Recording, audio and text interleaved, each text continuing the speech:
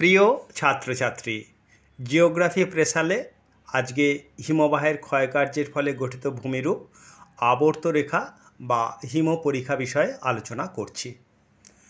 আবর্তরেখা বা হিমপরিখা বা গ্রুপ কি?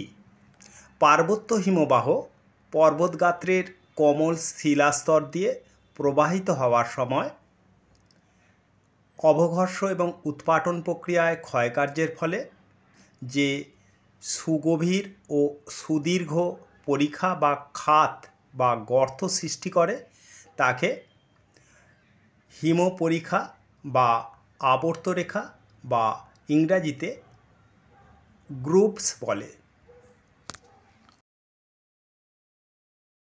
হিমপরিখা বা আবর্তরেখার বৈশিষ্ট্য হলো: 1.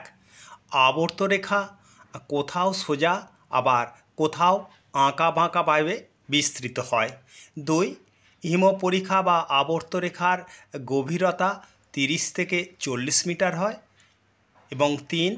হিমপরিখা বা আবর্তরেখা 100 থেকে 150 মিটার প্রশস্ত হয়।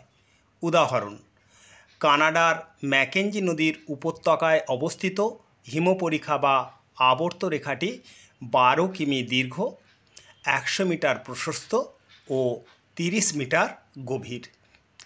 এই প্রশ্নের মান 2।